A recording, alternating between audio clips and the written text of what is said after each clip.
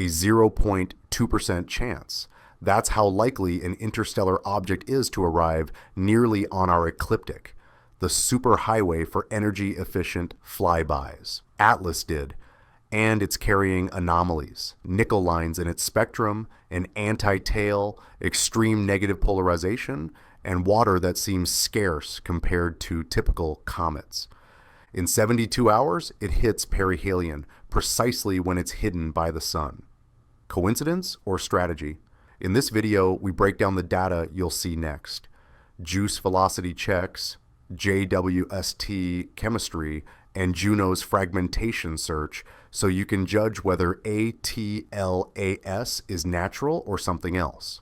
Threading within about 5 degrees of the ecliptic is like finding the exact lane that lets you slingshot around multiple planets with minimal fuel. That's the lane Atlas took. The ecliptic isn't just a geometric plane, it's the practical transfer route where planetary gravity assists line up. Most interstellar visitors should cut across that highway at random angles because they arrive from every which way, set by distant stellar neighborhoods and long unbound paths. When one drops in, almost flush with our plane, it stands out. Not because it proves intent, but because it intersects the same corridor spacecraft planners target when they want the sun and planets to do the heavy lifting. Let's pin down why that matters. A random distribution in inclination means near ecliptic entries are rare by default. The odds often quoted for weaving in within a few degrees land around a fraction of a percent. That rarity wouldn't raise eyebrows on its own, except Atlas also carries a high hyperbolic excess speed and an inbound vector that tracks close to the plane where Venus, Earth, and Jupiter can deliver stepwise energy changes. That's the combination that makes engineers perk up. You get a path where pulling off consecutive flybys costs less energy than it would from a steep angle, and perihelion passes can amplify any tiny impulses. Gravity assists only pay back if you arrive with the right geometry. Shift the inclination up by tens of degrees, and the price of bending the trajectory through multiple planetary neighborhoods climbs fast. Keep it under about 5 degrees, and you preserve the option for chained assists because your line of nodes stays near where the planets live. That's why the ecliptic acts like a transfer lane. Time the encounters right, and you trade plane changes, which are expensive, for momentum exchanges, which are cheap. Even without any maneuvers, such a path naturally cruises through the zones where assists are possible. Now compare with the earlier interstellar celebrities. Oumuamua entered on a geometry that did not sit neatly in the ecliptic corridor and later showed non-gravitational acceleration. 2I Borisov looked far more comet-like and came in at a higher tilt, missing the tidy alignment engineers dream of. Atlas is different in the specific way it matches the highway most of our spacecraft ride, and it does so while moving at a clip recorded as the fastest for a solar system visitor. That pairing, mission-friendly alignment plus high excess speed, doesn't make it unnatural, but it narrows the gap between the trajectories we plan and the one it brought. Here's where numbers help. If you want to rendezvous with something off the ecliptic, plane change burns are punishing. The delta V scales with your speed, so making a big inclination tweak near the sun can cost you kilometers per second. Reduce the relative inclination to a few degrees, and the required plane change shrinks roughly proportional to that angle, moving the task from not happening to maybe feasible. The same applies to Oberth-style maneuvers at perihelion. If an object releases material or impulses at high speed near the sun, the energy gain is amplified. A near ecliptic pass lets those impulses play cleanly into prograde or retrograde changes rather than getting wasted on tilting the path back toward the planetary plane. None of this escapes the boring but important caveat. Observers patrol the ecliptic more than the poles. Survey cadence, limiting magnitudes, and sky coverage all bias discoveries toward objects that spend more time near the plane, where the big telescopes also spend more of their nights. That selection effect can stack the deck. A low inclination intruder is simply easier to spot and track. So a rare alignment can look rarer than it truly is because the search pattern favors that slice of sky. Still, trajectory leaves fingerprints. You can't prove an origin from geometry alone, but you can test for behavior that leverages geometry. Tiny changes in speed after perihelion, on the order many instruments can resolve, would tell us whether forces beyond gravity nudged the path. Natural recoil from outgassing should smear smoothly with solar heating and rotate with the object's spin. Stepwise changes or consistent pushes aligned with the velocity vector rather than the sunward direction would point in a different direction. So here's the mini payoff. Atlas threaded a path that is statistically uncommon and operationally useful. It sets up a clean experiment where the same geometry that makes gravity assists work also makes subtle, unmodeled accelerations easier to diagnose. And that's why the post-perihelion tracking matters so much. If the path is the hook, the chemistry is the plot twist. Why would an icy wanderer light up with nickel and look short on water? That's the chemical riddle Atlas brings to the table, and it starts with spectra that refuse to act normal. Observers report nickel emission concentrated close to the core while cyanide spreads farther out. That split hints at more than a melting snowball. Nickel usually sits locked in dust grains that need heat to release it. CN tends to form from parent molecules that break apart in sunlight. Seeing nickel tightly packed near the nucleus while CN stretches hundreds of kilometers suggests different sources, different temperatures, or different plumbing. Add extreme negative polarization, light reflected in a way that flips the usual polarization sign. And you get a surface and dust environment that don't match the standard playbook. Early estimates pegged water at about 4% by mass, far below the wet mix we expect in a cometary body, which only deepened the puzzle. Now, if you've tracked normal comets, you know they shed water, carbon dioxide, and a mix of organics that create a smooth, expanding coma. Atlas keeps breaking the pattern. The extended CN hints that some gases form or get released well beyond the immediate nucleus. The reported anti-tail adds another layer. That sunward-pointing streak shows up when Earth crosses the comet's orbital plane, making a dust sheet look like it flips direction. It's a geometric effect, but the visibility and structure of that sheet tell you how dust leaves the object. Put those pieces together and you get outgassing that looks uneven, possibly in jets or from patches with very different properties. A uniform coma doesn't usually carry that much structure. Then a late twist arrived.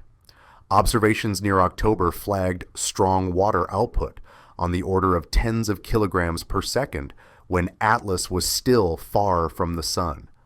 That rate undercuts the early dry label and forces a rethink. Maybe the global water fraction is low, but surface layers or specific vents are rich in volatiles. Maybe the nucleus has pockets that open with weak heating and then shut like valves. Either way, the timeline matters. Early dryness claims came from limited snapshots. Later data show that activity swings with geometry, sunlight, and the rotation state. What about that negative polarization?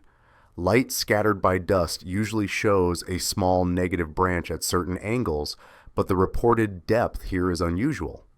You get stronger negative polarization when grains are very fine, fluffy, or coated in certain materials that cause complex multiple scattering. Highly porous aggregates can do it. So can surfaces with microtextures that trap and re-emit light. The levels claimed for Atlas push toward exotic dust physics, still within natural models, but not the run-of-the-mill coma cloud we teach in intro astronomy. Now to the nickel.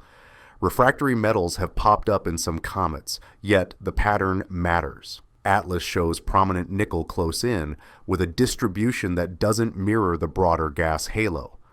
That difference keeps the debate alive. One camp sees an unusual but natural blend. Thermal processing liberates metals near the warm nucleus, while volatile fragments bloom farther out. The other camp reads organization into the chemistry, asking whether selective release or engineered composites could shape the lines. You don't have to jump to machinery to explain it, but you also can't dismiss how tidy the spatial split looks. There's more color to the story, literally. A green glow showed up without strong early signs of the usual dicarbon driver, hinting that another molecule might be fluorescing. That points to a mix not typical of local comets and suggests formation in a different temperature and radiation environment. Add detections that show a faint extended halo, and you get a nucleus that stays shy while the chemistry does the talking. Low non-gravitational acceleration so far has even led some to speculate about a massive core, though that rests on provisional fits that need post-perihelion checks. So where does that leave the water poor label? Softer than it started. The recent outgassing rates say water is there and active, yet the polarization and emission patterns refuse to blend into the standard template. Nickel close in, CN stretched out, anti-tail on display, and a strange green tint point to a composition and dust field out of the ordinary. Nature gets the next word at perihelion, when heating peaks and any hidden processes ramp up right as ATLAS slips behind the sun. The decisive physics happens right at perihelion, and Atlas reaches that point while it sits behind the sun out of view.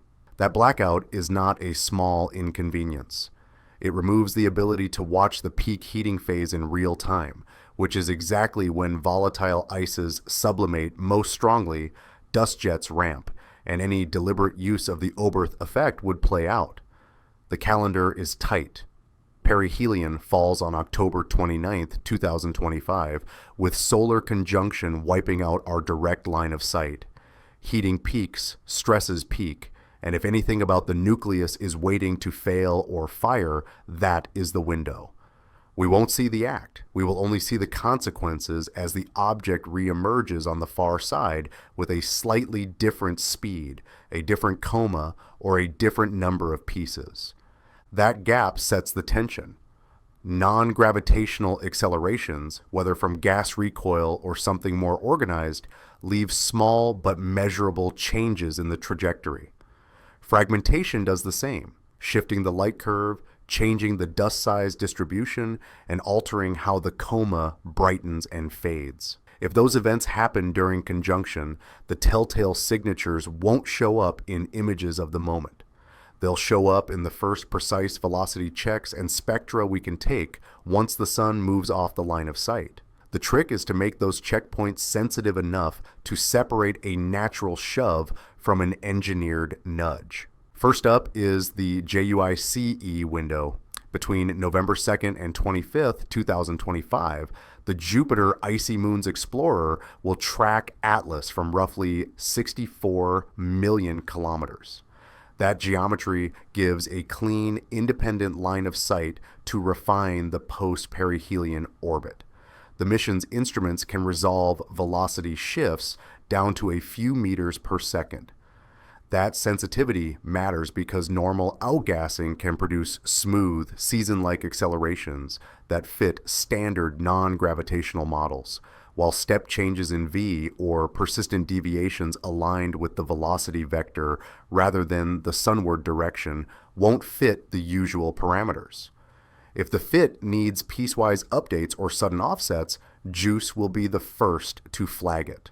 Next comes the most data-rich window from Earth's perspective. Around December 19th, 2025, Atlas reaches its maximum approach to Earth at about 1.8 astronomical units. That distance is close enough for major observatories to take deep exposures and for the James Webb Space Telescope to pull high-resolution thermal and molecular spectra. JWST can map the temperature of the dust, separate CO2 from H2O and CO lines, and watch how those ratios evolve as solar flux drops from the perihelion peak. If outgassing is natural, the recoil force should taper smoothly, dust production should follow a predictable curve, and the spectrum should reflect a cooling coma with waning short-lived species. If something stranger occurred, you could see unexpected thermal plateaus, out-of-phase molecular production, or narrowband features that don't track the sunlight curve. There is a third checkpoint further out in time. On March 16, 2025, Juno's path near Jupiter may give a sidelong view that helps spot fragments or subtle deflections left over from the perihelion stress cycle. Even a small fragment train can change the integrated brightness and produce multiple condensation points that drift apart with telltale relative speeds. If debris sheds in a controlled way, the spacing and sizes can look unnaturally regular. If it happens through natural failure, the fragment distribution tends to be clumpy and the dust-to-ice ratio rises sharply. So what should the natural case look like? Expect symmetric recoil tied to the subsolar latitude with non-gravitational terms that can be modeled using standard Marsden-style parameters.